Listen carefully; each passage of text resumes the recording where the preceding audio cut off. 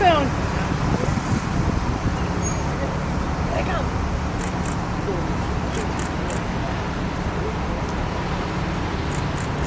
Hi, how you doing?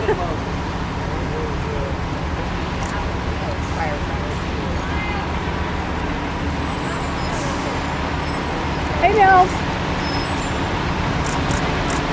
Hey, Chief, where's the candy? Where's the candy? Oh, you ate it?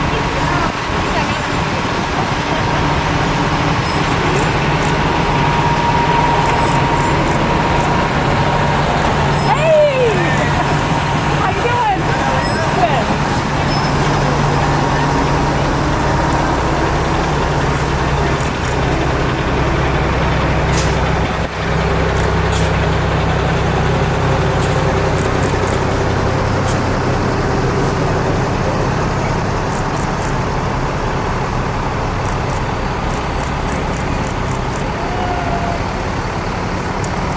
Doing your waving. Yes, we're waving.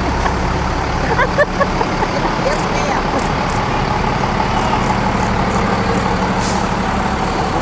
I think they're sick of waving to me.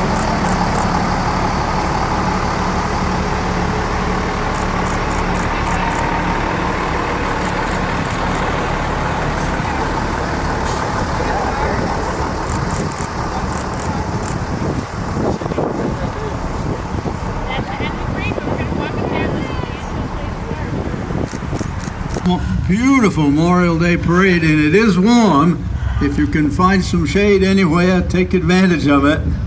But anyway, I wanted to welcome everybody, and first off, it's a great pleasure to introduce our Grand Marshals for this year's parade, and they are sitting up and back taking advantage of a little of the shade here. Ralph and Phyllis Guptill.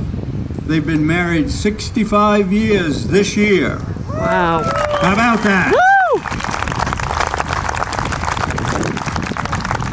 Ralph is a member of the VFW for 67 years. Phyllis, a member of the Lovell Auxiliary for 64 years. Ralph is a Korean War veteran with the Army in the 3rd Division.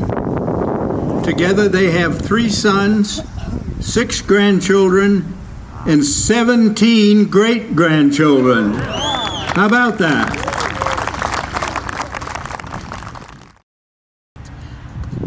Would you join me? Oh, Heavenly One, as we gather here today on this Memorial Day, let us remember those who came before us, those who gave their lives for the ultimate sacrifice to keep our country free.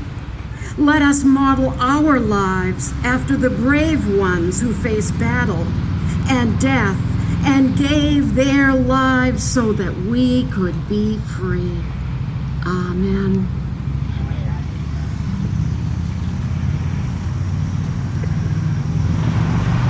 Thank you very much, Kathy.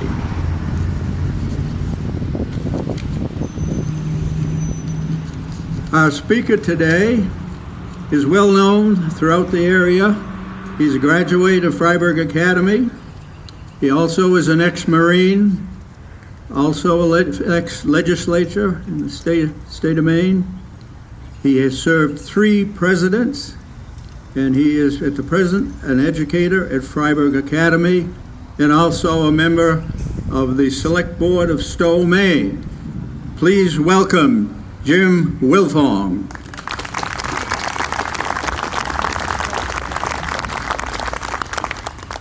Thank you, George. I'm going to, Mike, maybe. Oh, thank you.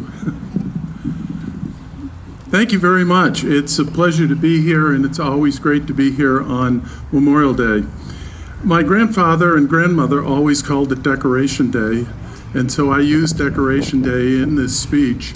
My grandfather was a son of a Union veteran, and so he always marched in all the parades from the time when he was a little boy. The first Decoration Day was May 30th, 1868. The ceremony was celebrated at Arlington National Cemetery in Virginia. Arlington, the final resting place for many United States Army soldiers killed in the recent Civil War. Memorial Day is intended as a day that the people of the United States devote to contemplation and reflection on the ultimate sacrifice made by many veterans. Military veterans who have lost their lives in defense of American ideals and values. Among those principles, liberty, equality, self-governance, and pursuit of happiness. All veterans take an oath to defend the Constitution of the United States from all enemies, domestic and foreign. It is an oath with no time limit. It is a solemn commitment to secure the most important birthrights of an American citizen. These rights entitle each citizen to an equal share of the American political franchise. The preamble of the Constitution unites the possibilities contained in the Declaration of Independence with a pledge to form a more perfect union, while making clear that we, the people, are sovereign by the grace of our natural rights. It is with the consent of the governed that the representatives of our republic rule to inure to the benefit of the people. The Constitution and Bill of Rights establishes rule of law, a revolutionary aspiration after more than 230 years. Our Constitution begins this way: we, the people of the United States, in order to form a more perfect union, establish justice, ensure domestic tranquility, provide for the common defense, promote the general welfare, and secure the blessings of liberty to ourselves and our posterity, do ordain and establish this Constitution for the United States of America. This Decoration Day, we love, honor, and care for our brothers and sisters that have sacrificed their lives in order to secure and bequeath these rights to ourselves and our posterity. With rights come citizen responsibilities, responsibilities for the recipients of those liberties. Abraham Lincoln reminded us of our duty in his address at the consecration of the Gettysburg National Cemetery. Lincoln charged living Americans to finish the work begun in 1789, work perfecting the Union. Attainment of that charge is still a work in progress. Lincoln ended his speech encouraging us to love our country as much as the soldiers who had fought and died at Gettysburg while advancing liberty and equality for all. Quote, "In a larger sense, we cannot dedicate, we cannot consecrate, we cannot hallow this ground. The brave men, living and dead, who struggled here have consecrated it far beyond our poor power to add or detract. The world will little note nor long remember what we say here, but it can never forget what they did here. It is for us, the living, rather to be dedicated here to the unfinished work which they who have fought have thus far so nobly advanced.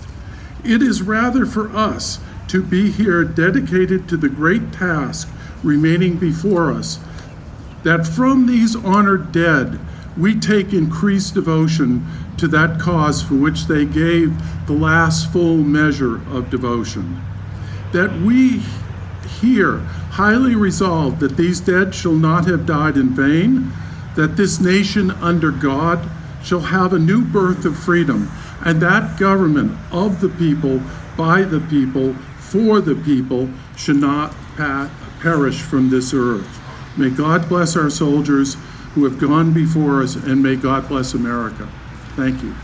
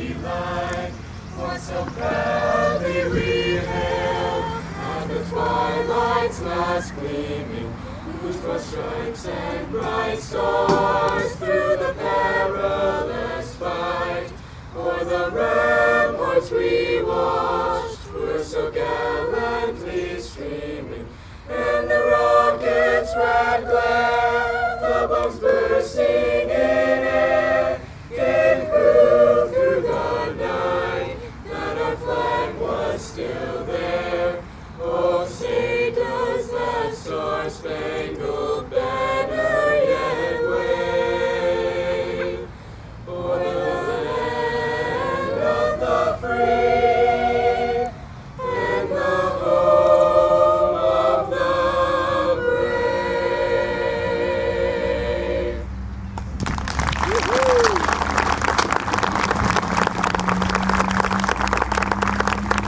Now we'll have a wreath laying by the Fryeburg-Lovell VFW Post 6783.